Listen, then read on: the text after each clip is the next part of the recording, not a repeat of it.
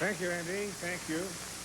You know, cyberspace has given us a whole new breed of pirates. There's a growing number of dedicated, highly skilled individuals who burrow through the cyber underworld to seek out information and access highly sensitive material. Now, these people don't take no for an answer. And it's not the FBI, it's not the CIA. We're talking about hackers.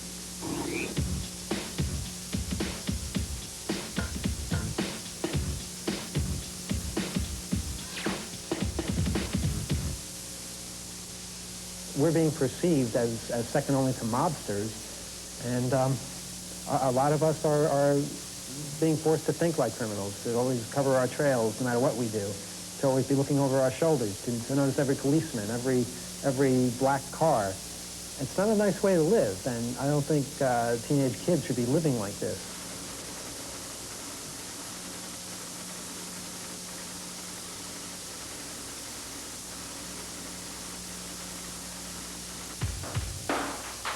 Turn on, plug in, drop out. There's so much bad press about hackers. You know, hackers are moving satellites around. Hackers are going to start World War III. Are you angry? Are you insane? I don't think we'll ever be fully embraced by society. Elements may be made trendy, but will never be fully accepted because we're driven by things that generally society doesn't understand. Alexander Graham Bell and Thomas Edison were hackers. They hacked electricity. They hacked the telegraph. Hackers don't necessarily need to hack telephone lines and computers. Hackers don't go around breaking into people's personal computers. They go around breaking into huge corporate mainframes. They do it mostly to get access to learn about systems, to rummage about and see how they're running their particular services. Lots of times there's sensitive information in those systems. But it's not sensitive information being kept by individuals, it's sensitive information being kept about individuals. It's a big difference. We'd like to know who is keeping files on who. And a lot of these computers are talking to each other. Credit computers talk to phone company computers, and there's master databases being made up. I'd like to know what's out there. The mark of a good hacker is that no one knows he was in there. You get in, you get out, and no one ever knows you've been there. You don't disturb anything, you don't destroy anything. It's the destructive types that have come up with the really bad hacker image. You only hear about them when they're getting arrested, when they're getting, hauled off to jail for doing something horrible, which in the end turns out to be impossible in the first place. We saw that in 1985, where they accused some of our bulletin board operators of moving satellites with their computer bulletin board systems. Now, obviously, that was impossible. You couldn't move a satellite with a BBS, but they said it at the time. It made all the headlines, and when they finally dropped those charges, nobody cared. Nobody was listening. There's no way we can stop people from doing bad things. But if they're going to do bad things, they stop becoming hackers and they start becoming criminals. The ones that actually learn how the systems work and manage not to get busted. Those are the ones that are going to be controlling the computer industry in 40 years. The way people see these kids as threats, and I see them as kids doing what kids have always done. And I see what's really going on. I see these people that are wanted by the federal government, and they're just normal people. They're not criminals. They're people that have normal values. They wouldn't hurt people. They wouldn't destroy things. They wouldn't steal things. Yet they're being treated like they're the worst gangsters in history. I don't want to see anybody I know get busted. I don't want to see them just lose interest either. I want to see them pursue what makes them happy without necessarily having to make other people unhappy. The average hacker is into it for the fun. The average hacker is not into it to destroy things, not into it for personal gain. He's curious. Hacking is the future. I mean, as society becomes more and more technological and more computerized, it becomes eminently more hackable. Hackers are the moving force behind technology today in one form or another.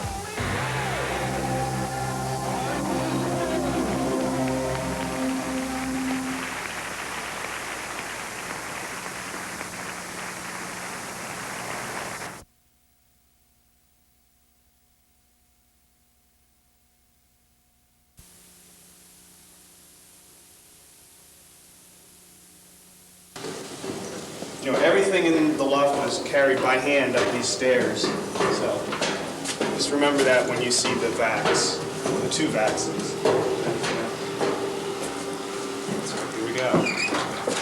You know, some people have asked, like, what exactly, you know, what is the loft? And I was just like, well, it's like a clubhouse, you know.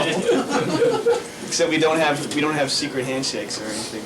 But it's neat too when we have like friends over, like visiting from out of state or whatever, and they're into computers like we are. You know, there's a place we can bring them here and they can sleep here. I mean, initially we were just looking for storage space, you know, to just store stuff, and it's turned into sort of like a weird communal thing. I've had a lot of this stuff for years. It's been in my basement, just sitting there. And I've never been able to use it. And now I've been able to bring it over here to the loft and actually use this stuff and play with it and see what it can actually do. Talk to somebody, you know, over the net, say, oh, I got a question about, you know, blah, blah, blah. And it's like, all right, let me dig out my manual and look it up. Well, I mean, here you can go and read somebody else's manual or ask them face to face. And it's a lot easier to share information when you're talking face to face. All these manuals and shit. Yeah, no you know, shit. The actual hardware, you can't get that online, and yeah. so you can. Like I want to learn how to hack NetWare 311. Well, come here. You can hack our own LAN. You know, I don't care. It's this project that me and Brian Oblivion are working on. It's basically a telephone dialer run off a microprocessor. It's like the Demon dialer from Hacktick. It can just do. It does all the tones: blue box, red box, green box. It's just the access to the technology is like centralized here, you know, in a place where anybody can come, you know, who's really into it and learn. I mean, that's the most important thing. We want to learn about everything. So.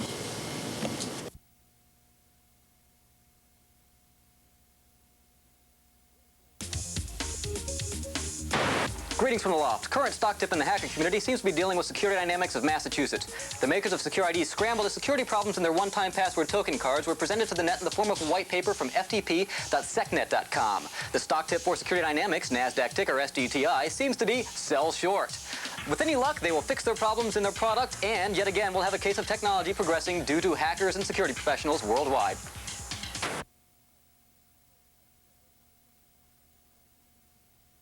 The Loft. They are 7 computer hackers who we hung out with last night, and their story actually is going to be coming up in the 7:30 show.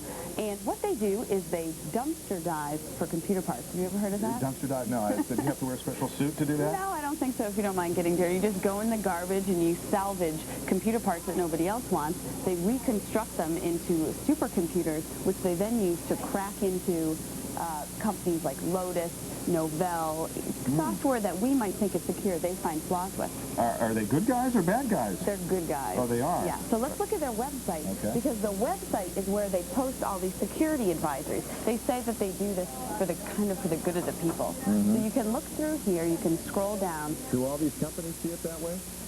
I don't know if the company's looking here. But what happens is, for example, I'll scroll down to where they posted the Lotus problem. It's in the Lotus Domino 1.5. Here it is. So what happened is when they found this in December, they went to Lotus and told them, and because they also posted it on their website and went on, you know, message boards and email and all this sort of stuff to tell people, Lotus was forced to change and forced to fix the problem. Were they happy to know about it? Oh, absolutely, yeah. I think it cost them money to fix, obviously. There's also this thing called the L0pht eye. It's so dark right now, you can see that no one's in there, but it's a webcam. We've looked at webcams before. What is L0pht? What does it stand for? It has something to do, it's like a hacker word, and PH actually stands for the word phone in some way. I don't really understand it, and that's actually a 0, so if you want to look this up on the internet, it's L0pht. But if you're into software or you're just interested in getting to know a bunch of 7 computer diehards, this is a great website to check out, and stick around for the story that's coming up later. That sounds fascinating, and I am looking forward to that. Thanks. Well, you know those heroes in the movies and on TV who save the world by cracking some computer code before a bomb blows up the whole world? Well, the fellows in this next story don't do any of that, but as New England Cable News reporter Scott Yunt tells us, this group of Boston hackers may be the closest thing. Well, it's a 386. Someone threw it away. It's like, who wants a 386 prototype board anymore? This thing's awesome. Who wouldn't want one? No doubt, man. And it's got the full documentation. Oh, we got the docs too. Yeah. Docs Killer. and software. Killer. Copyright 1990. Six more RAM.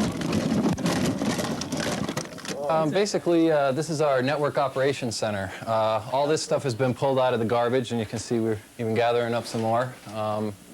Pretty much, yeah, all of it has been gathered out of the garbage. Some people's trash is, you know, it's what we live for pretty much. It's our treasure. They are hackers. This mini industry is called the L0pht, L0pht. You might call them Robin Hoods, sort of. We like to play around with technology and get it to do stuff that it was never intended to do. From a small secret warehouse somewhere near Boston, the L0phters are a conglomerate that essentially pride themselves on cracking security software. The 7 individuals who go by code names only then tell the companies they bust. We recently made waves with a large Massachusetts-based company called Security Dynamics. They got very upset about it. We're making waves with Lotus, with Microsoft. So for the future, I hope to see us really stay out of jail, because I don't think we're doing anything terribly bad. We're not breaking any laws by debunking things. What they are doing is upsetting people who claim their security systems are foolproof. The good hackers then approach the company they crack, and usually the execs decide to do nothing. They say, do we really need to take our top developers off of what they're currently doing, adding new bells and whistles to sell more into this new market niche, and have them do some code cleanup and code review? And since none of our customers are calling for us to change this, why should we? So the L0pht goes public by contacting customers and posting the flaws on their web page. So the big company is forced by the little guys to make their system better. Debunking big corporations' software when they say something works and we find out it doesn't. How fun is that? It's fun. It's good to go up against the big guys, you know, be the small guy, especially when they're very arrogant about it and don't care about you, and they think you're just a little nobody. But you get on the web and you're a big somebody, and everybody listens to you. For instance, in December, they found security flaws with Lotus Domino 1.5, and in January with Novell NetWare. The amazing thing about all of this is the equipment these good pirates use. Junk. When it's nice out, we go trashing a lot, and we used to go around on bicycles before. A lot of people had cars, and now luckily they have cars, so we drive around. And we go to a lot of flea markets and pick things out. Things are old computers that used to play games, CB radios, and circuit boards, everything from Apple IIs to a VAX computer. Kingpin, who has been modifying electronic stuff since he was 7, will soon have a degree in computer engineering. He is much more interested in what college didn't tell him. A lot of stuff you just have to play around with and explore, and you know, same with the software. All the exploits and the bugs, you don't see that in the manuals because people don't know about it. You just have to play around until you find them. And so you think because you don't use computers, you are probably safe. The L0pht finds flaws in everything. The bottom line is essentially that no matter what anyone tells you, if it's electronic, it's probably not secure. We all know that you can hear cell phone conversations by listening to them on a scanner, but what about those intimate pages you may get from your significant other? Let's take a look here on my pager I just got. And what about that Apple IIe? Come on, Scott. Have you thrown it out yet? Think that's secure? Probably not. And what about that Apple IIe? Come on, Scott. Have you thrown it out yet? I never had an Apple IIe. The bottom line is nothing is sacred. If it's on a line or in the airwaves, someone else can find it. If it's you know, proprietary information that you're banking your financial future on, your stock exchanges and everything, yeah, I think you need to be a little more cautious. It's fun. It's fun and it's harmless. Sort of. The L0pht. Look for them in the 21st century. Scott Younts, New England Cable News, Boston.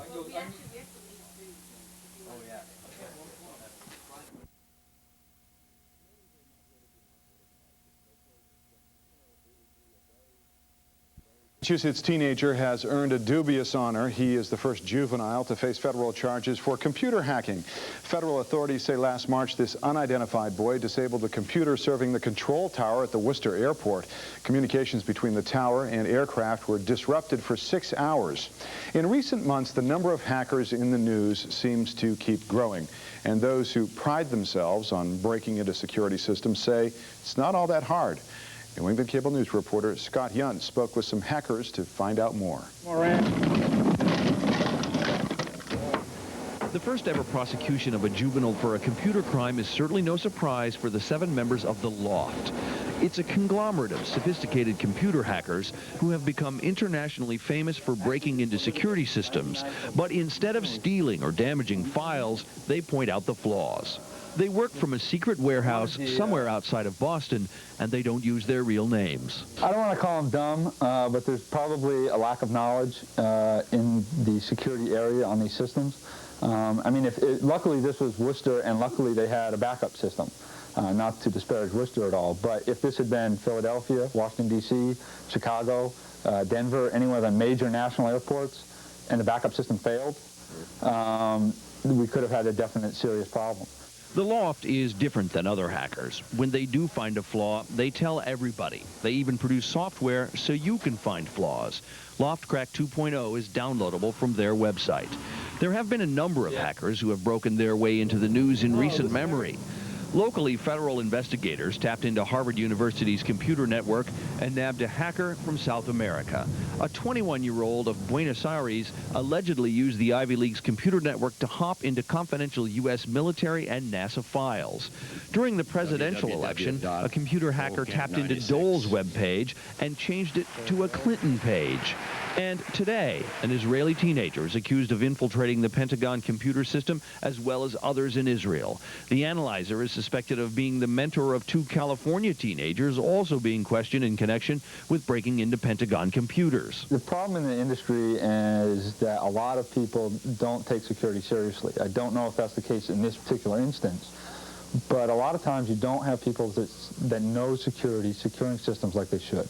In many cases, according to the L0pht, when they find a security flaw, they contact the vendor and ask them to fix it. They tell us most times the vendor doesn't do that and in fact ignores them. So what they do then is contact the end users and let them know about the flaw so they'll force the vendor to actually fix the problem. Scott Johnson, New England Cable News, Boston.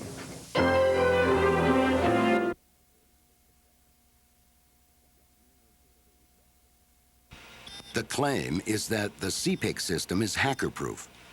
It is the same claim made by U.S. police forces about their system.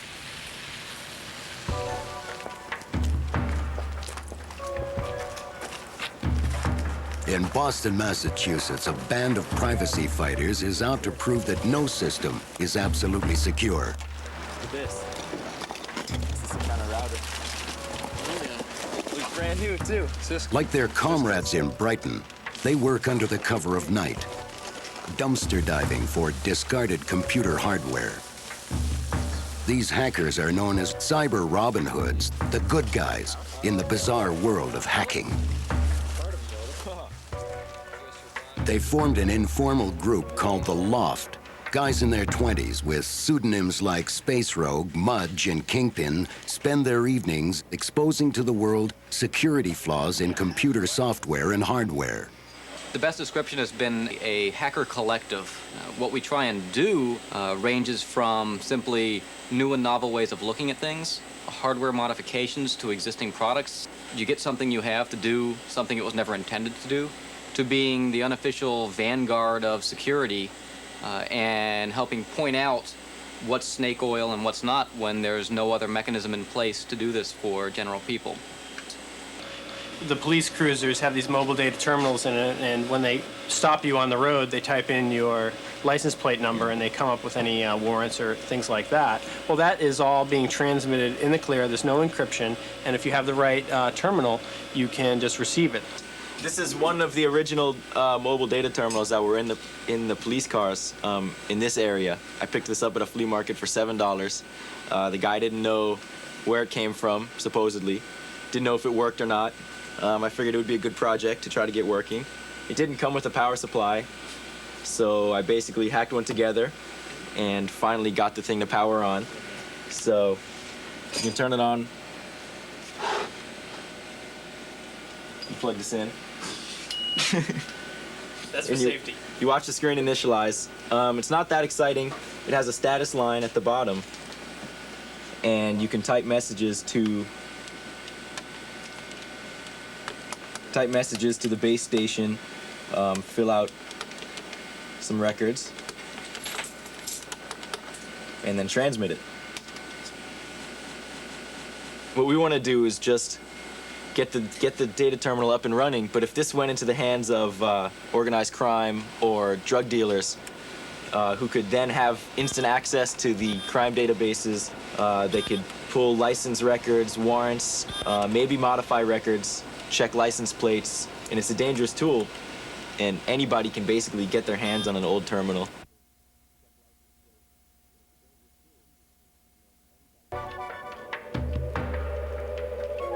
More and more of the communication traveling over networks are bits and bytes that we've left behind as a trail of information crumbs.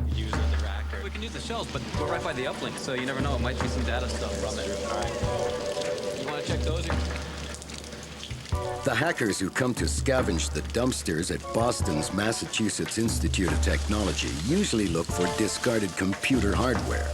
Yeah, this is all real trash. Sometimes, though, they stumble across something just as valuable. You don't always get the hardware, but you get some information this way. Yeah, what we got in this one?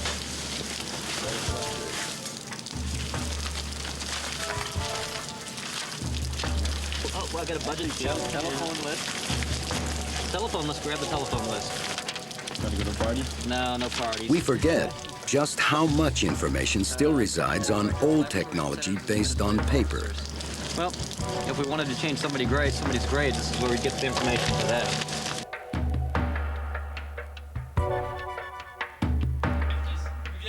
Searching for weaknesses in the security systems on the internet is what drives these cyber Robin Hoods in Boston. Known collectively as the L0pht, they have built a reputation as hacker gurus. It's made them highly visible targets in the netherworld of hackers. It's a world where you're never certain if a package is from a friend or from a new Unabomber. Boom! A few things from my floor. Hope you find them. Hope you find them of value. Kick the knife over. They see themselves as underground angels of the internet, guarding the gates from digital barbarians. Oh, I remember this guy sent me an email a while back. What is it? Shiva! Ethergate! This is a print server. Yep. This is a print server for the printer. That's what we need. This is what we needed. It was a power supply. Using discarded equipment, these hackers like to rip technology apart and then show the world just how they did it. Like benign electronic break-in artists, they've caught a number of little brothers with their pants down. Yeah, but I could do Huge telecommunication corporations and software companies have had their security systems cracked by the boys from the L0pht. Which made a connection to this guy, and this guy is now controlling this window, as opposed to making connection to this window and controlling this window. Gotcha. We've approached many different institutions and different companies about security flaws in their product. And with very few exceptions across the board, the response is, do any of our customers know about this? And when we say no, they say, good, shut up. Future issue, I think, is going to be the medium over which data is flowing as a potential target for snoopers, for eavesdroppers. Everyone knows how you can get cable TV broadcast to your home over a cable running continuously from 5 miles away, 10 miles away, directly to your home. Internet data flowing over that pipe may go to 100 homes, 200 homes. The cable system can be tapped by anyone who's subscribing to that same service. Internet data flowing over the cable system is as vulnerable as if it was being broadcast on a pager, which can be eavesdropped very easily. We're trying to set up basically a guerrilla network where we are working outside of the phone system. This is a microwave transceiver, and we can send data from right here across the desk to this other one right here. You know, we're talking probably doing this, across town and being able to transmit data without using the telephone system at all, not having to pay anybody, and we can set up our own network which cannot be controlled by the government in any way.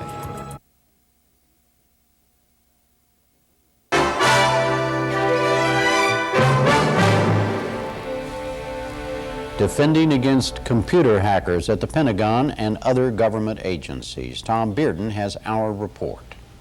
Shall we play a game? Love to. How about global thermonuclear war. That was Hollywood's nightmare back in 1983. A hacker breaks into a Pentagon computer and nearly starts a nuclear war. We're not being attacked, it's a simulation! Whoa now, hold it! Conley, take us off full alert. Somebody's playing a game with us.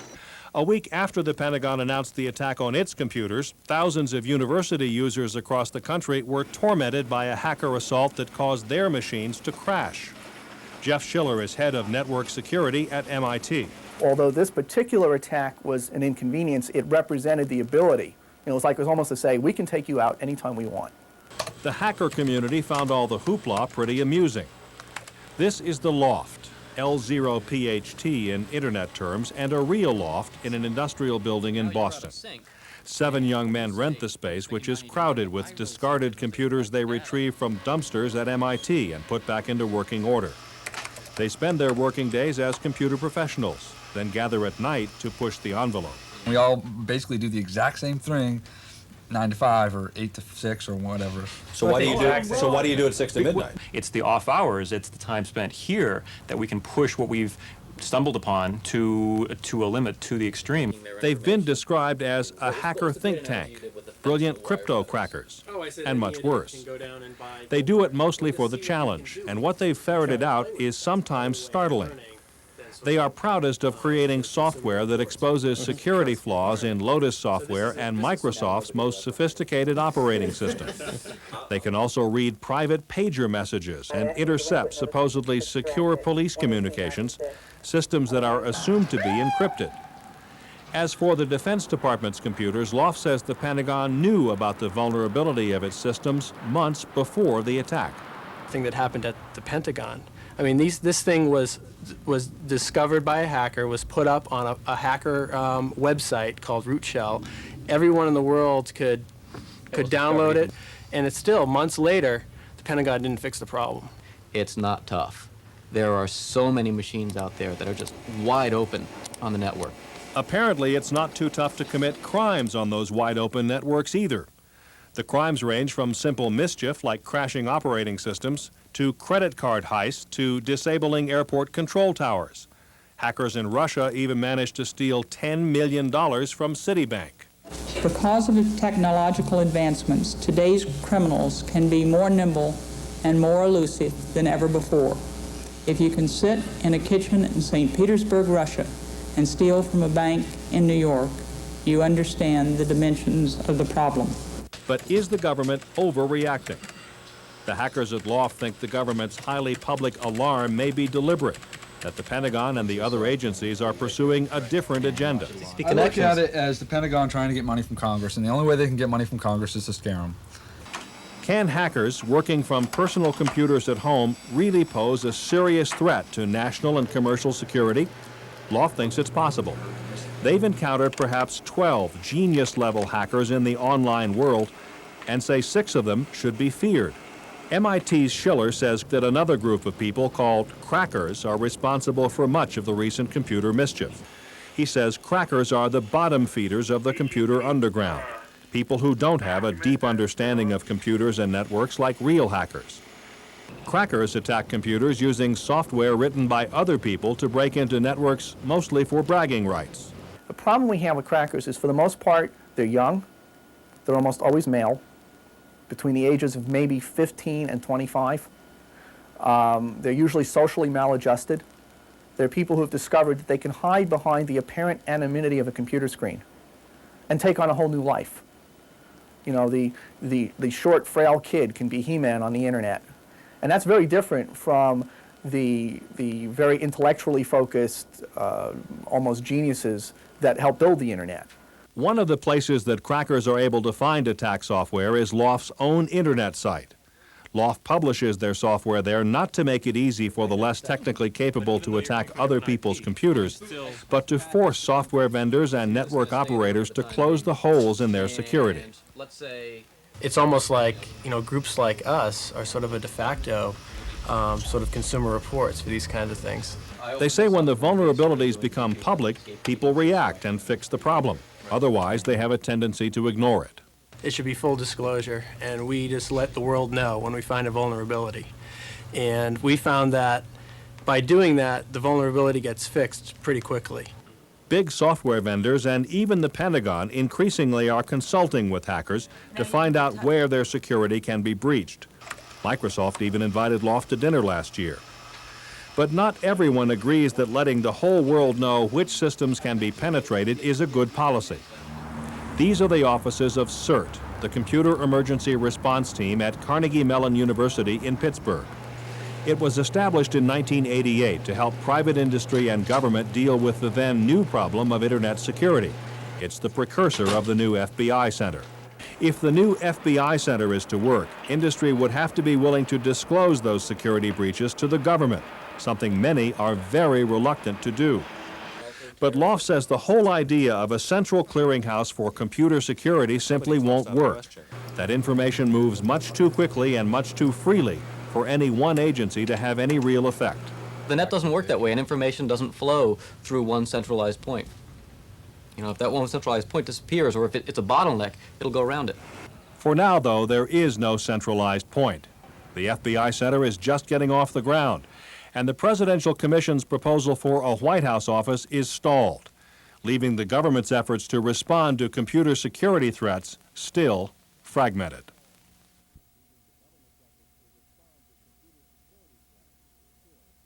Second panel, if you'll, gentlemen, would come forward. We're joined today by the 7 members of the L0pht hacker think tank in Cambridge, Massachusetts. Due to the sensitivity of the work done at the L0pht, they'll be using their hacker names of Mudge, Weld, Brian Oblivion, Kingpin, Space Rogue, Tan, and Stefan. Gentlemen? I thought you were the kingpin. I hope my grandkids don't ask me who my witnesses were today and say Space Rogue. But we do understand your need to do that. We appreciate your being with us. May I ask your name in the middle? I'm Mudge. You're Mudge. Mudge, would you like to make a statement? Yes, I would. Thank you very much for having us here. We think this is hopefully a very great step forward, and are thrilled that the government in general is starting to approach the hacker community. We think there's a tremendous asset that the hackers actually bring to the table here in an understanding. My handle is Mudge. I and the 6 individuals seated before you, which we'll run down the line: Brian Oblivion, this is John Tan, Kingpin, Weld Pond, Space Rogue, and Stefan von Neumann make up the hacker group known as the L0pht. For the past 4 years, the 7 of us has been touted as just about everything from the hacker conglomerate, a hacker think tank, the hangout place for the top U.S. hackers, network security experts, and a consumer watch group. In reality, all we really are is just curious. For well over the past decade, the 7 of us have independently learned and worked in the fields of satellite communications, cryptography, operating system design and implementation, computer and network security, electronics and telecommunications. Throughout our learning process, we've made a few waves with some large companies such as Microsoft, IBM, Novell, and Sun Microsystems. At the same time, the top hackers and the top legitimate cryptographers and computer security professionals pay us visits when they're in town, just to see what we're currently working on. So we kind of figure we must be doing something right. I'd like to take this opportunity to let the various members talk about a few of their previous projects, their current projects, and what they're going to be working on in the future. Weld? And if you've heard the testimony this morning, if there are any points that in the process that you want to make fairly briefly with regard to some of the previous questions or testimony, you can feel free to do that also. Definitely will. Good morning. My name is Weld Pond. I'm a hacker and programmer with over 10 years experience working as a software developer in the commercial software industry. My college training is as a computer engineer. At the L0pht, I specialize in writing software programs for exploring computer network security and operating system security. My current projects include finding vulnerabilities in Microsoft Windows NT security. I'm actively working on L0pht Crack, a program that we've created to exploit the weaknesses in Windows NT's password security, which uses cryptography to secure the passwords, but we have found vulnerabilities in their implementation. This program has been extremely well received by military, government, and corporate security groups who use it to test their own passwords for weaknesses. Prior to the release of this program, security experts claimed it would take thousands of years to uncover a Windows NT password, and our program can do it in days and sometimes, some cases, hours. As a licensed amateur radio operator, I also enjoy radio communications. A future project plan is collaborating with the L0pht hardware people to create secure public wireless networks, something that we're very interested in. Good morning. My name is Kingpin. I am the youngest member of the L0pht and one of the electrical engineers and hardware hackers. While some of the L0pht members concentrate on software programming, I work with hardware design and implementation of electronic circuits. My interests include embedded system design, surveillance and counter-surveillance tools, and wireless data transmissions. My current research project involves experimentation with the monitoring and eavesdropping of stray electromagnetic fields from computer terminals, otherwise known as tempest monitoring. Using low-cost electronic equipment, one can capture the contents of computer screens from more than 200 meters away, possibly gaining passwords and other sensitive information. The phenomenon of tempest monitoring has been known to the industry for decades, but there is not much unclassified information available on how to both capture the emissions and also protect oneself from becoming an eavesdropping victim. My research will not only help me learn about the monitoring technology, it will enable me to educate others to help them protect their computer systems from prying eyes. My name is John Tan. At 28, I've been involved with computers, telecommunications, and security for 14 years now, the last 8 of which have been spent in the financial services industry. My involvement with the L0pht has primarily been nondescript, but I've achieved some notoriety in terms of documentation of some existing problems with Novell NetWare and a compilation of my newly created Palm Pilot document library. Recently, I've consulted for various manufacturing, financial services, and management consulting firms regarding information security policy and how to establish a corporate security effort.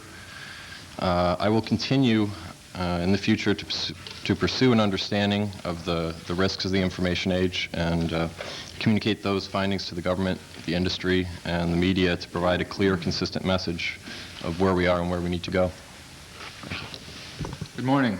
I'm Space Rogue. Although my background contains no formal computer training, I have amassed a great deal of knowledge in computer security and the use of technology applications in the area of physical security. Currently, I'm working on assessing the vulnerabilities in various proximity detection devices, such as those used by EasyPass, Mobile Speed Pass, and controlled access cards. In conjunction with Stefan von Neumann, seated here today, and others in the hacking community, I'm acting seeking vulnerabilities in Apple Share IP by Apple Computer. I wish to take this opportunity to thank the members of this committee for inviting us here today. Good morning. My pen name is Brian Oblivion. My focus currently is microprocessor system design, satellite communications equipment, wireless communications architecture, and systems administration. Over the past few years, I've conducted research on the cellular networks, exploring the unencrypted data channels and their protocols and explored the easily bypassed hardware-based, non-cryptographic authentication used to track call expenses. Recently, I'm researching various digital decoding methodologies involving both dedicated hardware and software analysis via digital signal processing. This will result in the exposing of claimed secure wireless messaging and communication systems, and thus increasing the requirement of a more secure communications infrastructure. As an amateur radio operator, I am exploring authentication methods for amateur radio data networks. Technology developed in this arena will be applied to commercial wireless networking products, protocols and equipment that will utilize not only authentication, but encryption of the radio channel as well. The L0pht for me provides a much-needed avenue for the dissemination of the present state of insecurity among various consumer networks and products. If it wasn't for groups such as ours and other motivated individuals in the security community, the state of awareness we have today would be years behind. Thank you. My name is Stefan von Neumann. I have been working with L0pht since 1993, focusing primarily on high-power electronics, flaws in data networks, and the increasing convergence of power distribution and data distribution. My professional background includes supporting users on common computing products and networks, which gives me firsthand experience with how relatively unaware of computing risks most users are. Even worse, software publishers, internet providers, and utility companies are tight-lipped about flaws or risks inherent in products and services that touch the daily lives of most Americans. For example, in many areas of the country, including Boston area, electric utility companies are using radio transmissions and/or power lines to transmit data, meter data, from customer locations. These same utility companies are also using such data transmissions for controlling their power systems. Even public water companies are using radio transmissions for controlling their water systems. In the same way that the so-called phantom controller was able to impersonate an airport control tower and issue instructions to a pilot, one could impersonate a legitimate utility company and disrupt water or electric service. Another example is internet data sent over cable television systems. Most customers of these services are not aware of the potential for another user to watch their private, quote-unquote, communications across the cable TV network. And worse, the users are not aware of the possibility that an improperly configured computer could make available their data without their knowledge. I would personally like to see that the same type of independent review process that should exist for software companies extended to utility companies and internet service providers. Finally, customers and end users should be made aware of the risks. Thank you for having us here. I'm one of the network system and cryptography wizards at the L0pht. Basically, I'm the person who breaks into the systems and undermines the network security, and that's what I do in my day job. Companies like that. Some of my previous projects were L0pht Cracked, along with Weld-Pond, in which we developed the tool for showing administrators and users the insecurities of Microsoft's passwords. I've released several security advisories on various pieces of commercial software, which have prompted vendor patches, which means they improved the software after we pointed it out to them. Unfortunately, many times they would not improve the software until we actually went public with the findings. Companies do indeed want to ignore problems as long as possible. It's cheaper for them. Recently, I conducted training courses at NASA's Jet Propulsion Labs to try and raise their level of awareness as to the vulnerabilities, especially with the name brand recognition. In the very near future, I'll be conducting training courses over at the NSA. Shortly after that, the L0pht will be releasing a white paper on new cryptographic weaknesses that I, along with one of the top United States cryptographers, have found in a very prominent commercial operating system, which will remain nameless. If you're looking for computer security, then the internet is not the place to be. If you think that you're an exception to the norm and that you have a secure setup that communicates over the internet, you're probably mistaken. Furthermore, if you feel that the government is giving you access to the enabling technology you need to combat this problem, you're wrong yet again. The foundation of the internet is over 20 years old at this point. While the technology still works, it's being asked to perform tasks that it was never intended to, via secure fashions nonetheless. How can one be expected to protect a system on a network where any of the 7 individuals seated before you can tear down the foundation that the network was built upon, let alone the systems that are sitting on top of it? So even if computers, systems, and other peripherals on the network were secure, the problem is still moot. Can the systems be secured? Well, in many cases, they actually can be. For instance, the problem with the phantom air traffic controllers could be remedied by incorporating relatively trivial and inexpensive cryptographically secure authentication. The same would hold true for MDC 4800, which is the protocol most commonly used by mobile police data terminals to remotely pull and update records. Personal paging protocols, everybody has a little personal pager nowadays, such as POCSAG, Flex, and GOLAY, which the White House Communications Agency uses to coordinate movements of the president, would also benefit from this relatively trivial modification. Why don't strong authentication properties exist in these protocols? Most likely the same reason that simple security mechanisms are missing from all of the software, or almost all of the software, sold to corporations and agencies today. It's cheaper, and it's easier for companies to sell insecure software.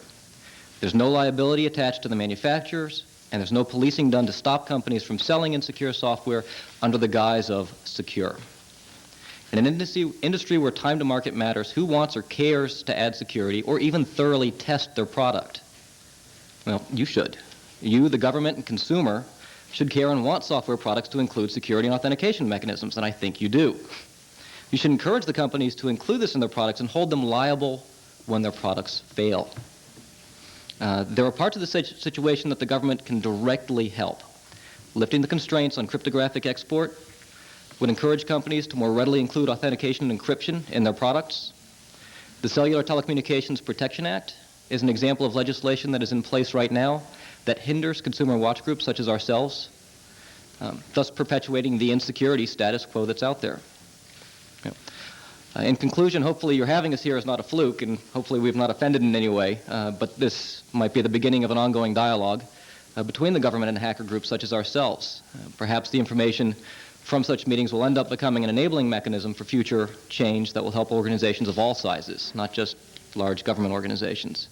We encourage you to read the written testimony, and we are more than happy to answer any questions in as much detail or technical detail or non-technical detail as you see fit, and expound or clarify upon any concerns. Thank you very much. Thank you very much. And you have not offended any of us, and just the contrary. I think it's probably appropriate that gentlemen such as yourself are the ones who come forward and demonstrate that the emperor has no clothes. So we appreciate your coming here, especially in light of the fact that the Washington Post described you as rock stars of the computer hacking elite. So we appreciate your being with us here today. I'm informed that you think that within 30 minutes the 7 of you could make the internet unusable for the entire nation. Is that correct? That's correct. Actually, one of us with just a few packets. We've told a few agencies about this. It's kind of funny because we think that this is something that the various government agencies should be actively going after. We know the Department of Defense just did a very large investigation into what's known as denial of service attacks against the infrastructure. In our various day jobs, we contributed a large portion of the information to that actual investigation. Much to our chagrin, the learnings from it were instantly classified, which we were giving them largely public information. It is very trivial with the old protocols to segregate and separate the different major long-haul providers, which would then be the national access points, the metropolitan area ether sections. AT&T can't talk to MCI, can't talk to PSINet, can't talk to Alternet, et cetera, and keep it down that way as long as we really wanted to. It would definitely take a few days for people to figure out what was going on. You state that with regard to commerce over the internet, which is rapidly growing, as we all know, that the internet was not designed for it. Well, what do you mean by that? The internet was designed out of the Defense Department's Advanced Research Project Agency to simply have computers talk to each other. This was a very laudable act and a laudable goal, and I think they succeeded fantastically. This was largely an academic environment with some government research organizations. It grew up, it flourished, it struck everybody by surprise, and now big business is saying, well, let's jump on board and make some money off of this. Well, you know, this is kind of like if you've driven in Boston, you know, the streets aren't tremendously designed in a wonderful fashion because they followed the cows around and laid the pavement down. I mean, you can get it to work, but it can be really painful, and that's the stage we're in right now. You say that you've been working with some governmental agencies with regard to some of these problems, and of course with commercial entities. You know, it occurs to me in listening to you and listening to our prior witness that there doesn't seem to be an inducement for industry to do much about this at this stage of the game. That's what you're saying, essentially, isn't it? Mm-hmm. And I hope that there are some more forward-looking people in some of these industries than we've had in times past. You can look at the automobile industry or the tobacco industry or any number of industries have kept their heads in the sand, or chief executives, about problems on the horizon. And this is going to be something, as much as we dislike lawsuits, and there's too many of them in this country, this is clearly going to be something that is going to hit somebody big time one of these days before very long. And hopefully it won't take a economic disaster, you know, to cause all that. But you can see it on the horizon, can't you? I mean, they're going to have to come to terms with the fact that their ability to do something about this is out there, and they're turning their back on a way to make their systems more secure. They're not doing it, and they're going to be clearly having to answer for that. You say that the internet and computer security is almost non-existent. Could you elaborate on that a bit? What do you mean literally? There are many aspects that make that up. The operating systems, as we just heard testimony from Dr. Neumann, very correctly, aren't incorporating any sort of real security mechanisms. There is a lack of education, there's a lack of understanding as to what the problems are out there. There are no mechanisms for places to keep abreast of current findings. I mean, the security realm and the network security in particular is very rapidly changing. So it's kind of difficult. It's not like, what was the analogy with the cars? Somebody gave the recall. They send you a letter if your Ford Explorer is going to have a very serious problem. The number of operating systems out there, they aren't sending people letters. They're saying, you have to do your own due diligence and come to us and find out what we've made publicly available or what we've decided to alert you to. At the same time, keep in mind that if we don't alert you to it, we save a lot of money and we save our top engineers times by not having to throw them at the products where they can add new bells and whistles into whatever. Let me just add something to that. Yeah, please. The analogy was that the Volkswagen Beetle that just got recalled, evidently they found 3 cars that had a problem, 3. And they didn't cause any serious deaths or injuries, but they just found 3 potential problems in the vehicle. They sent out 8,500 letters to every purchaser of the vehicle in the United States. If there's a software company that has 3 hack attempts against it, or 3 successful hack attempts against it, a particular piece of software or an operating system, they're not going to go call every single one of their people that just spent a lot of money buying their software, telling them, hey, there's a problem, we need to call back our software so we can fix it. Right now, that doesn't happen. Some of the problems that are found are reported to the manufacturers, and they don't even make a fix publicly available. They work on a fix internally, and if you have the same problem and you come to them and you say, I'm getting broken into, someone's attacking my system in this way, they'll say, okay, well, we have this behind-the-scenes fix that you can apply to your system, but we haven't even made it publicly available yet. And until the problem mushrooms up and enough people complain about it, then they'll come out with a public fix.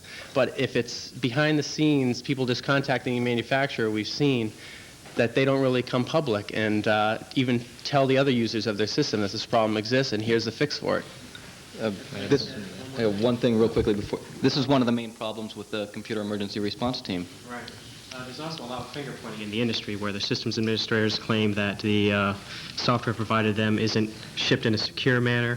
The industry says that they shouldn't be responsible for that. And I'm not quite sure because I'm not a lawyer or even nearly skilled in political matters, but I don't know if there's any legislation that could fix the liability problem.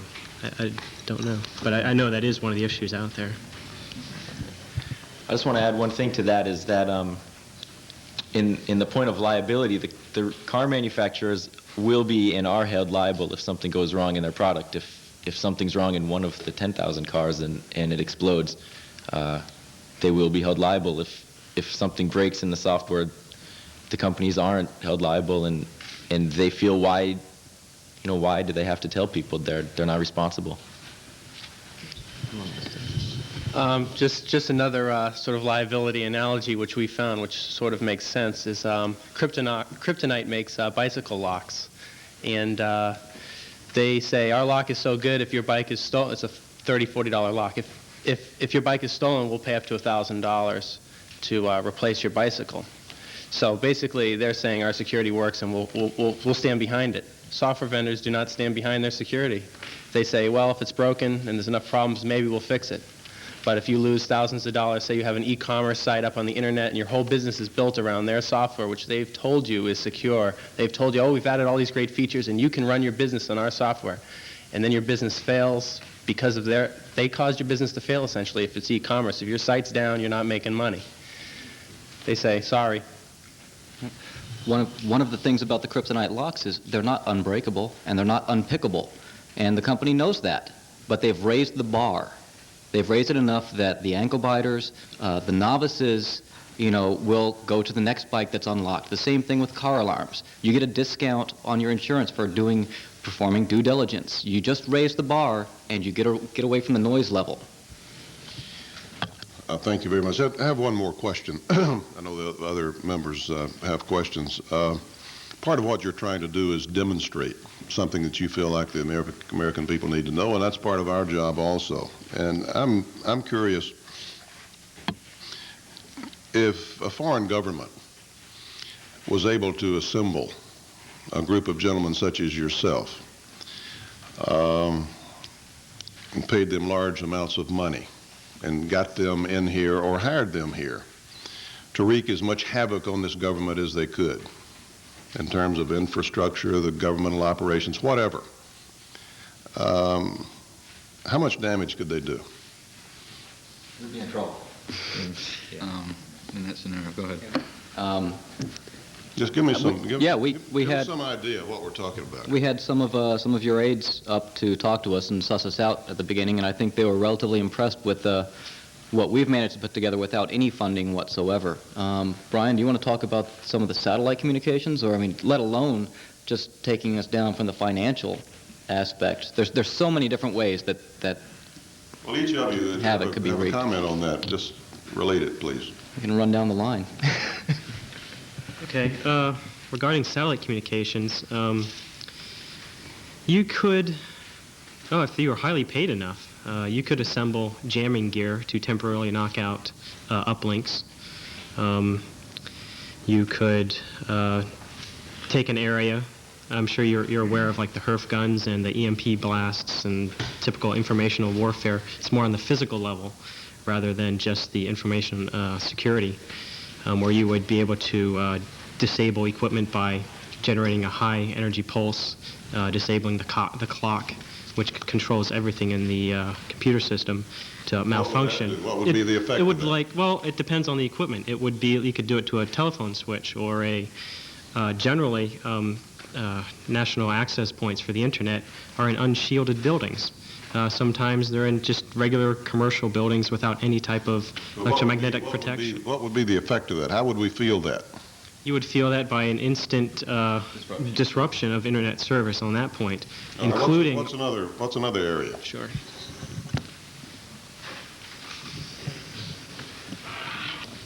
Okay, sure. We'll let Kingpin talk about Tempest. Some of the areas that you should worry about are your phone systems are down, your electricity's gone, your financial markets. We recently had a very close call in the financial markets. The disruption of service is a wonderful way of messing people up. In addition, by disrupting service in certain patterns, you can force people to take other routes. Let's say that I have taken over MCI's networks, which would not be a tremendously difficult thing to do. Most people can get access to the metropolitan area ethers and the national access points, physical access even. So I can watch everything that goes through this major backbone provider's transitory networks, but I can't watch Sprint. Well, what am I going to do? I'll disrupt Sprint service so that everybody routes through me. Now I can learn everything you're doing. I can watch your movements. I can stop your movements. I can issue requests on your behalf. You'd be surprised how much stuff is tied into the general networks now. I think if a nation state funded a group of people to attack the United States electronically, the number of systems that can be disrupted or compromised is so great that it would probably wreak a lot of havoc in the country. Whether or not the country can recover from that in an adequate period of time or defend against it is a good question. But there's definitely some potential there for abuse. Also, as I mentioned in my initial statement about Tempest monitoring, which will allow outsiders or insiders to receive emissions from computer terminals, one can see the screens of people's. They could read the email, say, off the screen, or maybe if they're accessing some confidential system, or looking up some kind of criminal records or something like that, and the outsider or insider or intruder could then become familiar with the system and access it in a different way. What would you do with the mobile data terminal stuff? With the mobile data terminal, the same type of thing can happen. You can either intercept the data via just wireless transmissions, or you can monitor the terminals with Tempest technology. And by just monitoring the transmissions, you can view what the police are transmitting and receiving about criminals or internal government agencies or something. Thank you very much. Senator Glenn. Thank you, Mr. Chairman. I think I had, all you have fictitious names here, but I think I had the pleasure of talking to a couple of you gentlemen some 3 or 4 years ago in a different venue, and that was a fascinating conversation then. This is fascinating this morning. I'm not quite clear. Now, does the L0pht do this on a business basis now too, or are you just amateurs that get together and are doing this because, as it says in your testimony here, Space Live, while saying I'm continuing a premise for what you do is to have fun, pushing the envelope, examining security systems, providing full disclosure to all those in the security industry of our findings. Is it strictly an amateur group, or are you available for hire from people that want to avail themselves of your expertise? We have been a strictly amateur group for a long time. It's very monetarily taxing for us. So you all have day jobs, I guess. Yes, we all have day jobs, and this all comes out of our own pockets for all the equipment that we try and salvage together and the different projects we want to learn about. We do, when the purse strings become very tight, go out and take consulting jobs or do different consulting work. We'd be more than happy to come help people out. Unfortunately, a lot of people are scared to come talk to us. We end up beating people over the head publicly in order to get them to even fix their problems, which doesn't endear us with them tremendously. Yeah. Let me expand the area of vulnerability just a little bit here and get your comments on this. I was thinking of communication satellites here and talking about that. Can you get into the command structure, the command signals that go up to position those satellites? Could you relocate them and then foul up the whole system, not by destroying them or not by fouling up the computers necessarily, but taking them out of their positions? Well, actually, companies like ComSat and other telemetry command and control systems are using authentication for their command structure, which is what we would recommend to other more commercial, well, actually, just to other areas of wireless telemetry and control that would increase the bar of the state of security of radio-controlled telemetry systems. What about our GPS system? Is it vulnerable also? That we're going global positioning system. We're going to be relying a lot more on that. We're relying on that for some of our weapon systems that used to be highly classified. Now there's been a lot of writing about it.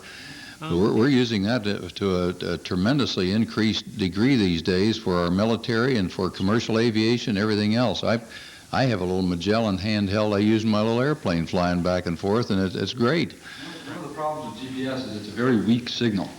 It's very easy to jam that signal. As a matter of fact, there was an incident a few months ago in upstate New York where a test was being conducted by the Air Force. The test, unbeknownst to the Air Force personnel, was interfering with the GPS signals to aircraft landing in New Jersey. Luckily, it was during the daytime, and the aircraft was trying to rely on the GPS signals to land, but they lost their GPS. So they went on manual and landed that way. If somebody wanted to, though, could they get into the GPS system and actually relocate some of those satellites slightly, which would throw off all that, screw up all your information that you're getting? Is that possible? Traditionally, the military has been very good about authentication methods on telemetry and command and control systems. So I think you'd be more worried about setting up, 2.x gigahertz jammer rather than somebody actually moving the satellites around or colliding them, or jam it and relocate it because of weak signal. Right. Yeah. Or it could be hidden in. One comment here. On August 21st, I believe it is, 1999, a lot of the receivers will fail. They have a year 2000 type problem where they run out of bits, and it resets to January 1980. Just thought I'd toss that one in. I'm going to have to go. Don't be flying that day if I want to go where I'm supposed to be going, is what you're telling me. All right, I'll check that one out. How about, could you get in and transfer Federal Reserve funds to someplace? Just about everything is possible. It depends on how much money you want to throw at it, time and effort. From the amount of time and effort and the money, which is non-existent for us, and the fact that we like not being in jail, we'd say no, we wouldn't do that if we really wanted to and really had to. Okay. Yes, because if you make it easy enough for yourself or somebody else to use it, you make it vulnerable. I look at you guys as the white hats in this whole thing. Yeah, I think your motivation, as far as I know, is excellent, and I think you want to be considered that way. But let's say we have a bunch of bad guys now. Can you, with your expertise, track back and find out who the bad guys are if they're trying to foul up GPS or Federal Reserve or something else? Can you track that back and locate the people that are not of goodwill? Backtracking and reverse hacking is a relatively tricky area. Based upon the relatively antiquated protocols that you're dealing with, there's not a tremendous amount of information as to where things came from, just that they came. It's kind of like, giving confessional to a priest. You have this big blind in between you, and you're just hoping and trusting that the person's actually there listening to you and that they can do anything about it. Getting a letter with no return address and nothing inside. You receive something, but there's no way to know where it came from. Yeah, okay. That's what I was afraid of. Mr. Newman is still here, and I think his answer, when I asked about is a secure system possible that could not be hacked into, I believe his answer was he didn't think so. Do you gentlemen agree with that? Do you think there is a system can be designed that would be foolproof, that we could use for defense and for key elements such as the Northeast Grid or our financial, the Federal Reserve or whatever? Is it possible to design a foolproof system? I don't think it's possible to design a foolproof system, but I don't think that should be the goal. The goal should be to make it very difficult to get in. The more difficult you make it, the less risk that you assume from a foreign nation state or a teenage kid from breaking into that system. So the goal is to raise the bar and then have a plan to reconstitute after that effect if it does happen. Can you, in effect, and Mr. Newman, I think maybe you're in power distribution, I believe was said, and so on. Can you blow a computer? Can you overpower it? Can you put enough material in and just blow it? You don't need to worry about getting the material off or fouling up. You can just put it in and blow the computer. Can you do that? Not so much an issue of blowing a computer, destroying it over a power line. I mean, there's HERF, high energy radio frequency. There's EMP that can do that from means other than over a power line. Maybe more of a concern would be interruption of power. We were in the course of one of our investigations able to use a power interruption that was nothing to do with us. It happened to be a coincidental power interruption, but to our benefit. That a power interruption that was deliberate could be. I wasn't thinking so much of overpowering with so many high-power electric currents coming in. I was thinking of getting in and fouling up circuits in such a way that it'll dump its programming and things like that. Can you do that? Yes. Mudge, care to talk about buffer overflow? Well, I think what maybe they're talking a bit more about is bit shifting, and there's been a tremendous amount of improvement in actual analysis of cryptographic protocols by bombarding with X-rays to actually flip bits inside. The trick is to be able to control this little black box and watch the information you're sending in and the information that you're getting out from it as you change its innards, even if you don't necessarily know what you're changing precisely. Buffer overflows are an extremely common coding problem. Many of the problems that are out there that contribute to this lack of security are extremely simple. Buffer overflows are spottable in source code by a first-year college computer programmer, by people without any college computer programming skills. The notion of race conditions, where there's a certain amount of time between what I tell you something and between what you tell another senator, that I could go in and change that information. So Senator Lieberman believes that you said something else.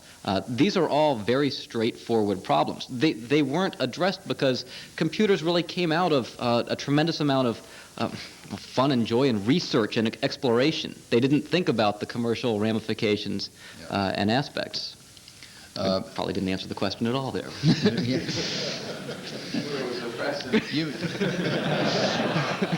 You may want to run for public office one of these days.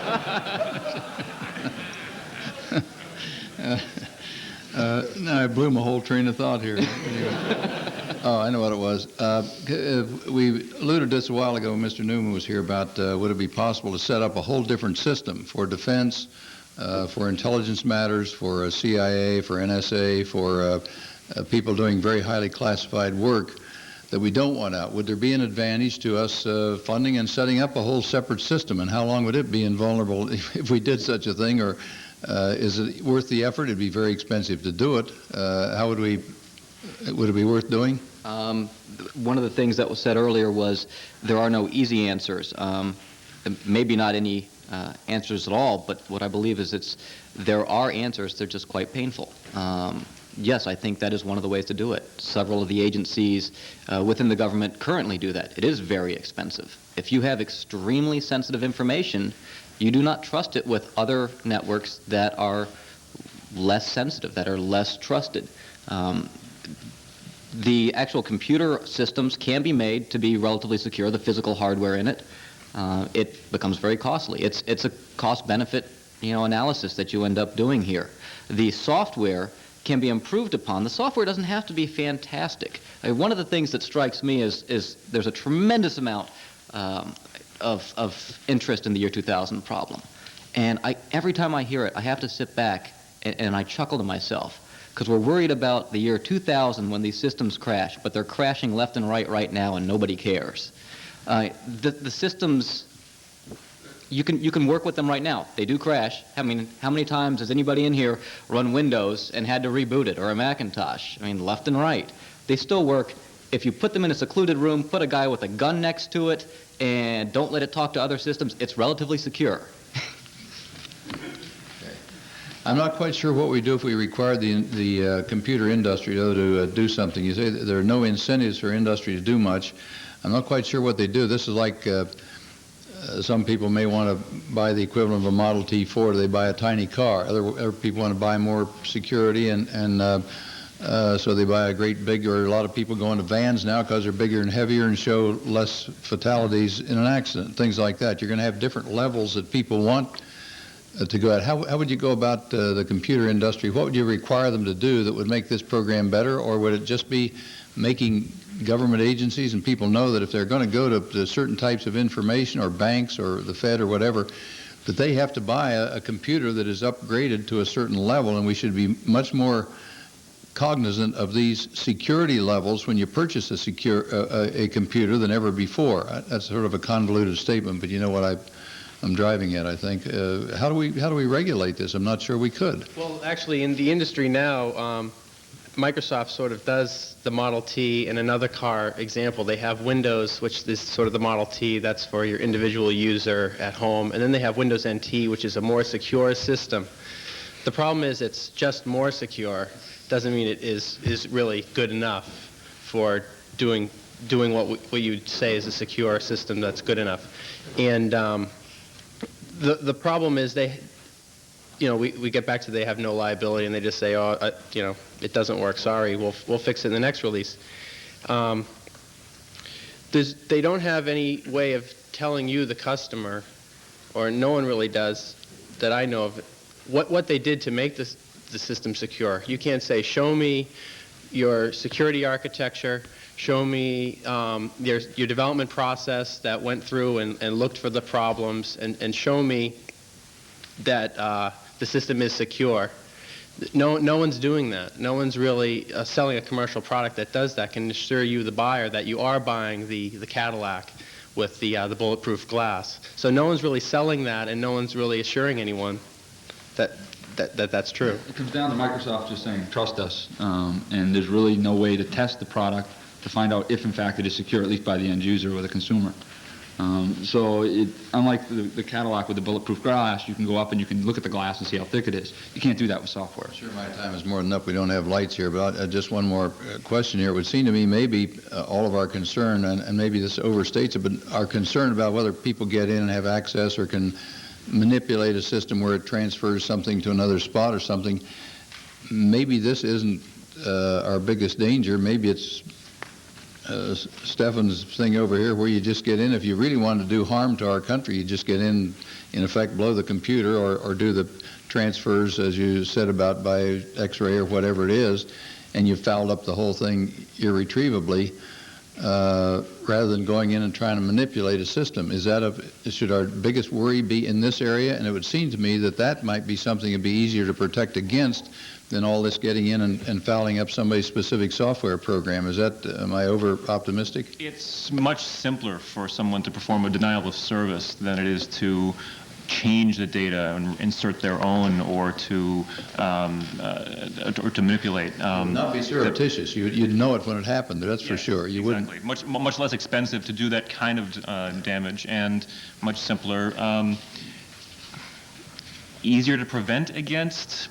Perhaps more straightforward in the short term to harden the major network access points and to the extent of a military facility, making more tempest-proof facilities. Or X-ray-proof shielding, something like that. I was thinking. Yeah, that may be simpler in the short term. There is documentation on that, and it is possible to shut down machines with the high-energy RF. Protecting against it has been done. It is done, and it's fairly simple. You can basically enclose something in a giant metal box, which will prevent the outside RF. I don't know if that's done a lot inside the government. Some of the military computers need to be tempest-proof. Brian, you were going to say something there. I think I was just going to say that the box needs to be grounded. That's all. If I may, I think it should be grounded. Yeah. Thank you. One of the things I think is coming out here is got to do with the. It's not just the encryption, the strong encryption. It's not just the network or the operating system. It's all these things that have to be applied across the board in order for one person to actually have enough responsibility to be able to tackle the problem themselves. They have to be in an environment where there are others, not only in their own industry, but in other industries that are trying to raise that bar. So as a whole, the security goes up. Thanks, Mr. Chairman. Thanks to all of you. Senator Thompson indicated that somebody had referred to you as rock stars of the new computer age. It's probably not what you came to hear, but I think you're performing an act of very good citizenship, and I appreciate it. I'd compare you, I hope you don't mind that I'm not going to call you rock stars, I'd compare you more to Rachel Carson, who sounded some early warnings about what environmental pollution was doing to the environment, and in the defense context, you may be modern-day Paul Revere's, except in this case, it's not the British coming. We don't know who's coming, that's the problem. I mean, yeah. Well, the chairman's question before was chilling. I mean, you are obviously very bright and very creative and work at this. But if there's anything we have learned at the modern age is that you don't, you cannot, particularly in this age, particularly because of computers, where knowledge and information travels so quickly. Just as you have been able to do this at L0pht, there are people all around the world who are able to do this, and they may not be good citizens. They may be up for hire to people who don't wish us well. So I appreciate what you're doing, and I must say in this regard that it may be that the appropriate metaphor here is not Chernobyl, but unfortunately Oklahoma City, where if we looked at it, we would have understood, and some did, that there was real vulnerability. But we didn't do anything about it, and I think that's what you're telling us, and I hope we can continue to work with you to try to raise our guard. I think the other thing you've helped me to understand, and is that there is no such thing as absolute security. Nothing. No system is foolproof. I think what you said is that the aim here should be to make it more difficult to break a system, to infiltrate it. Of course, there never has been absolute security. I suppose it's just that the consequences of insecurity in an age in which we are also reliant on computers are more consequential. They're more massive. They're more widespread. Let me ask you a couple of questions following up on that theme of accepting that there's no system that's foolproof. You've said here in your testimony that given 30 minutes, you might be able to render the internet unusable. Not forever, obviously, but for some period of time. What can we do? What can the system do? What can the government do? What can private folks do to try to protect against that?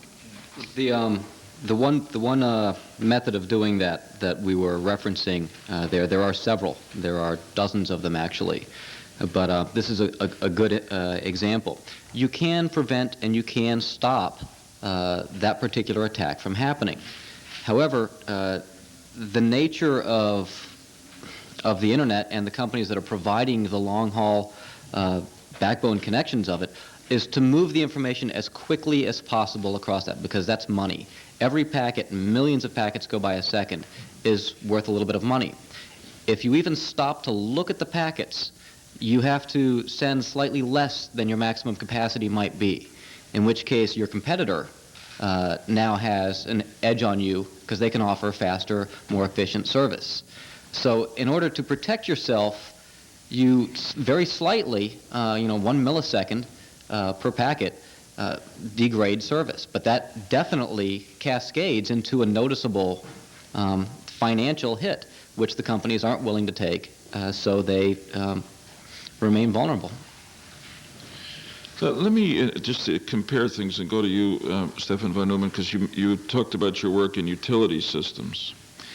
And let me ask you just to compare, for instance, today, leaving aside what we've talked about, or let's say 10 or 15 years ago, somebody who wanted to do damage to a utility system could cut wires, could, if they were more aggressive, blow up a power station, a substation.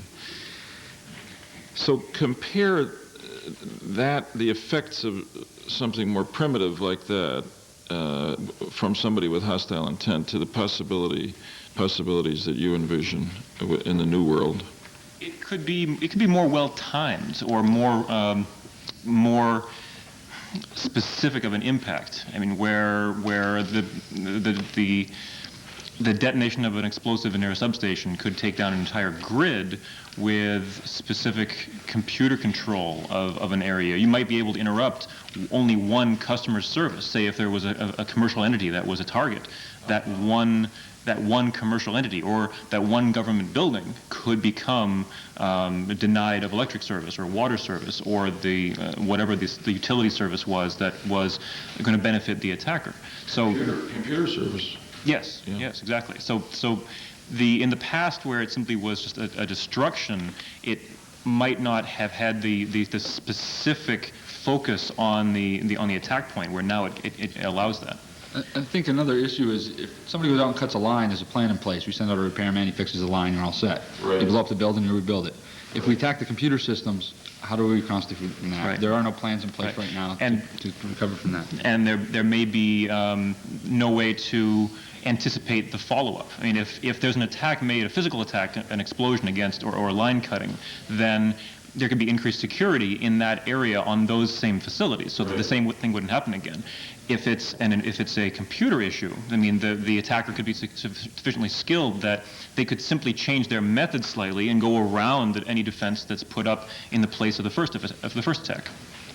And the ability to find the attacker would be compromised, and it would be harder to find the attacker. Simply because of the nature of the internet as it is, with the no authentication, no proof of where you are, who you are. In your line cutting analogy, the guy goes out and snips the wire, maybe somebody saw him, we can track him through a witness. If he comes in over the internet and attacks our computer systems, we don't know where it came from and nobody saw him. Exactly. Final question. Somebody used the VW example.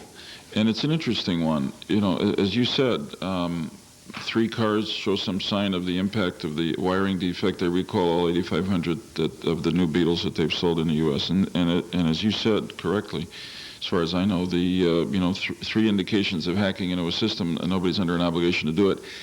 I haven't looked at this in a while, but the automobile companies and the recalls are not motivated simply by, if I may overuse the term here, good citizenship. There's law, and there is the fear of liability. So it is, and this is a complicated area, and as Dr. Neumann said, we got to be real careful not to jump too quickly without thinking about it. But is there a way in which we should be setting some standards here? I mean, for instance, a very simplistic standard would be to require systems operators or service providers or manufacturers to give public notice of instances of hacking, successful hacking into a system. Or at least public notice of vulnerabilities that they've found in their system. This is definitely a double-edged sword, because when you give the information out, right, other people can figure out how to exploit it. Yeah. However, if you don't give the information out, the people out there can't protect themselves. I think we've tried it the route where we have kept the information secret. The Computer Emergency Response Team out of Carnegie Mellon does that. I think, and I know a whole bunch of people in the computer industry agree with me on this, that they have become more detrimental than beneficial by a long shot. A couple words of encouragement from right behind me. Full disclosure is very important. I mean, you have to educate people. Education is one of the largest things that's really missing out of this. If I'm an administrator and there's a problem in what I have to control, but the companies don't let me know about it, I can't be expected to fix it. Even if the companies don't have a fix themselves, if I know of the problem, I might be able to put other things in place in front of it so I can catch it. Right. I might have a different setup. Not everybody has the exact same setup. You might disconnect your system from the network. Yeah, I might say, hey, that's really bad. I need to get off of there right now. Mm-hmm. But I'd be able to do that. And I'll go one further, not only to point out the flaws, but also to point out the inner workings. This may be rehashing something that's well known, but the Unix environment being around for so many years, being public, being able to be examined, has most of the fixes quite well known. Microsoft Windows NT, all of their code is completely hidden from public eyes. They don't release it. It's, as it's been said, a black box. So the public, even if end user wanted to go and look inside the internals of, say, Windows NT, they're not allowed to. It's illegal, according to the software licensing put forth by Microsoft, to disassemble, to try and reverse engineer it. That kind of a limitation is just putting the brakes on investigation of the flaws. It's like buying a car, not being able to open the hood. Exactly. Amen. It's a good comparison to close on. I want to thank you again.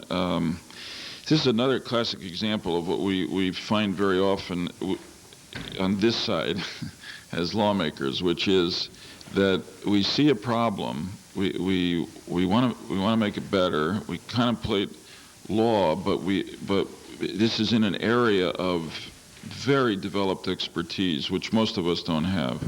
So we often rely on science, on data, and on the people who have more expertise, and then try to make the best judgment we can. In thanking you, I really want to, although I know you've already got a day job and a night avocation, but to the extent that you find time, I really request that you think about what the government, what we as lawmakers, if anything, I mean, it may be that you're going to come back and say, you're only going to mess it up here. What we might do through law to deal with to protect ourselves from some of the vulnerabilities that you've identified. Thanks very much. Thank you very much, gentlemen. Thank you very much for being here with us today. I, like Senator Lieberman, think that you are performing a valuable service to your country, and we appreciate that, and want you to continue, and want you to continue to help us. I think the liability question is a very good one. I wonder, for example, whether or not it's a matter of laws, whether or not there are already laws under the common law, under state laws, the law of general tort law of negligence and fraud and uniform commercial code and all those things. The first time some big company has been compromised because of this, that it may fix itself, because there'll be a massive lawsuit, and everybody will wonder why we didn't address this in the beginning. But they're fascinating issues, and you know, you've pointed out that our computer security is virtually non-existent, and how easy it is to obtain sensitive information and shut down valuable governmental operations, and we're going to have to do something about it. It's that simple.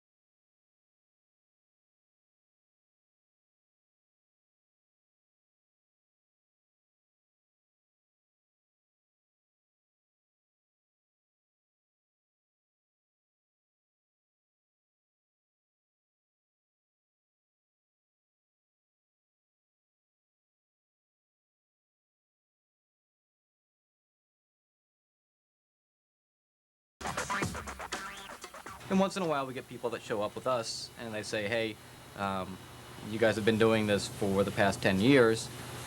We understand you're pretty good. So would you break into our system? And of course the first thing we do is say, okay, get that in paper from the lawyers, from the CEO, so that you can't come back and throw the book at us later. And we go after them and usually get into the systems. Have there been any companies that we haven't gotten into that have asked us? Nope. Okay. Dan, why don't you turn that over to someplace? I should be able to see you. And if you keep watching this one, we should see another window pop up in a moment. Oops, there he is. And we're going to watch Tan log in. 0 or no? No, with an O. It's a highway billboard? No, it's a highway billboard. This has got to be something. You know, everything we sell can be used for good or bad. You know, just like any sort of tools, the things we sell, it's up to the person who uses the tools to have responsibility of not breaking any laws, or, you know, or not wreaking havoc. So we are enabling people. If they want to break the law, they can do it with our tools, but we don't condone that in any way. For their eyes and ears only, and White House communications experts are making sure the president's closed-circuit TV testimony to the grand jury is out of reach of electronic eavesdroppers. CNN's Ann Kellen has that story. When President Clinton testifies by video camera from the White House about his relationship with Monica Lewinsky, many people will want to tune in. This secure telecast is for the grand jury's eyes only. It's also a lure for computer hackers. If you're talking about the standard computer hackers, they would love to get their hands on Clinton's testimony just for the fact that they could say they got it. So what is preventing hackers from intercepting the president's testimony? Experts have told CNN fiber optic lines are likely to be used to transmit the president's testimony from the White House to the U.S. courthouse. And encryption devices will scramble the transmitted signal, making it next to impossible for hackers to steal the president's testimony. The best anybody could possibly do is cut the wire and interrupt it. And if they interrupt it, they're not capturing the data. The big worry, according to Winkler, is the television set the jurors will watch at the U.S. courthouse. Radiation emitting from the TV screen can be picked up with a special antenna called a tempest receiver. If the monitors aren't specially protected, the radiation can be picked up and the testimony can be viewed from a quarter to a half mile away from the courthouse. You can buy a kit off the internet which tells you how to convert your TV set into a tempest receiver. You can also buy these tempest receivers mail order for $800. The same technology works on computer monitors too, according to Winkler and Kingpin, a member of L0pht, a Boston-based hacker group. known for testing vulnerabilities in telecommunication and computer security. I can pick up a computer terminal from my van outside, or basically the distances vary depending on if you're in a city or an office building. You can get 100, 1,000 feet away. Winkler says the weakest security point is the human factor. Leaks from people watching the testimony. Ann Kellen, CNN, Washington.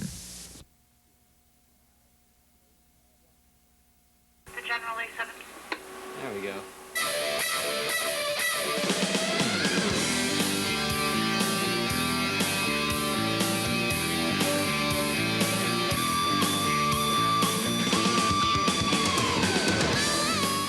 Fact or fiction, heroes or villains, the world of the hacker is a real-life movie set, and possibly the new battlefield over which war could be waged.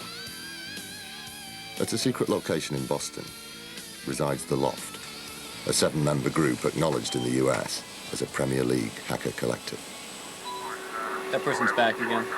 That's probably a trunk one. At 1609. So it's probably either a police department or a cab dispatch. Any status at the General A7? Or it could be a towing company. One of the things that we find is more interesting is searching around and seeing new digital modes people are using. So we'll search around and you can listen to it and you can kind of hear if you know, like when a fax machine starts up or a modem, you hear all that beeping and buzzing. Well, the same thing is happening over the radio. People are using the radio bands for all kinds of different things. Pagers, mobile terminals, like they're using police cars, ambulances, things like that. So we search around, find what new services people are using, and we'll listen in. We'll try to figure out if we can decode that digital data stream which is going over the radio. And sometimes it's pretty interesting things. Hey, SR, you think you could send that page again? It's been about 5 minutes and we haven't seen anything come through yet. Systems which were once controlled by levers and switches are now controlled remotely by computers, networked over telephone lines or linked by radio waves. This is the hard edge of the information age.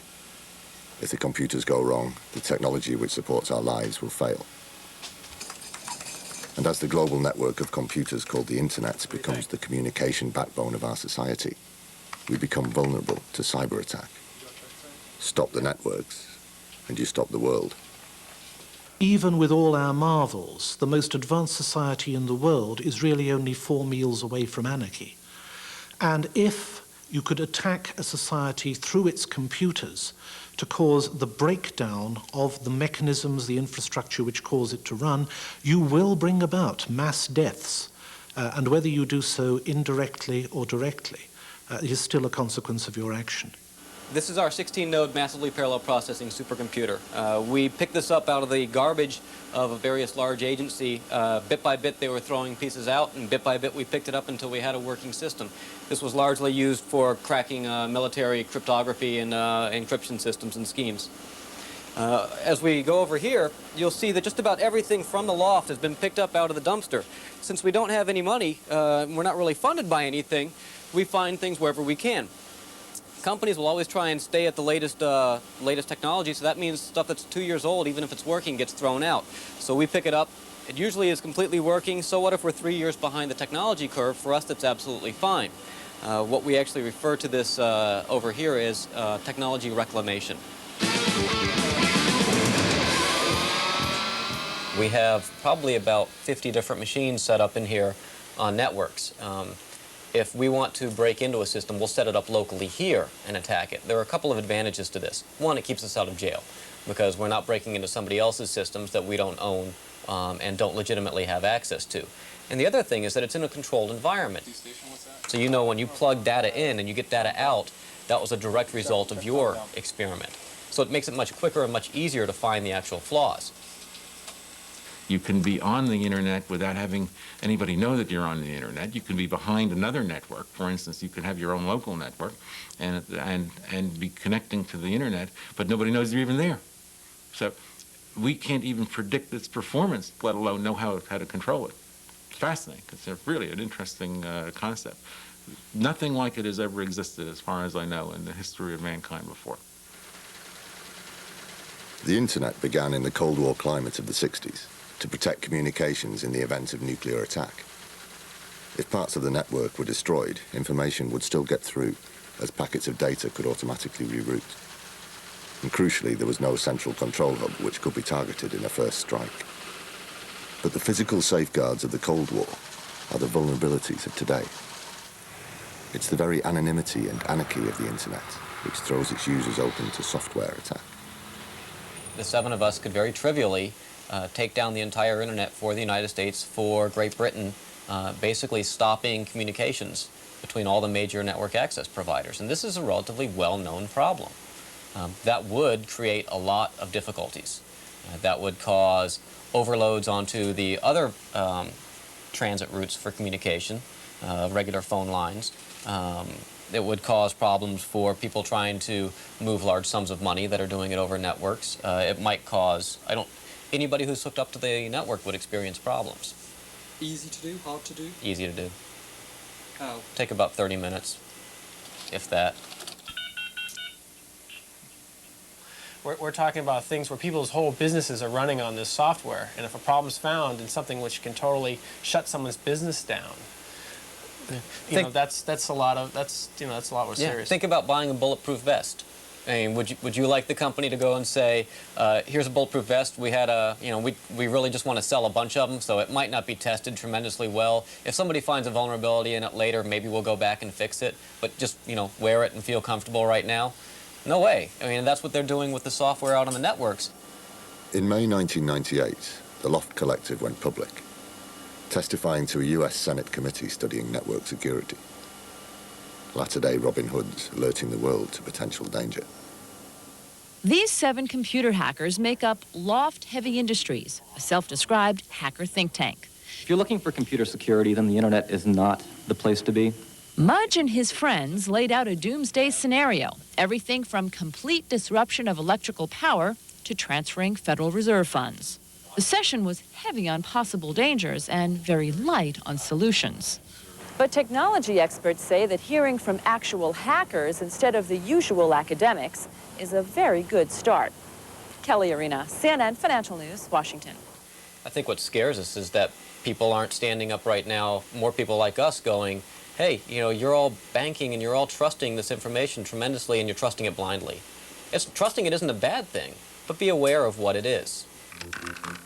But in a world where facts and fiction mingle, who do you believe? Who do you trust? Security experts are the hackers of old, and many have perhaps not left old habits and friends behind. In cyberspace, you need a thief to catch a thief. But do you know who the thief is? There is a thrill as you're doing it, even when you're authorized to break into a computer. Sometimes your heart can speed up a little bit and you're kind of challenged with the thought of being caught. It's kind of a unique experience there. And then actually being caught, well, then you can kind of get depressed that you weren't good enough. So there is kind of a challenge there. Game over. The game over. I mean, you've been had. In cyberspace, there's only a screen, a window onto a game, a movie, or reality. And who can tell which is which? Or what's really possible in this confused, Wild West world of the future? Can you break into systems? Yes. Right now, are the systems running with swirlies and videos and music and, you're controlling everybody's, computer arms left and right for broadcasting stations? Most likely not.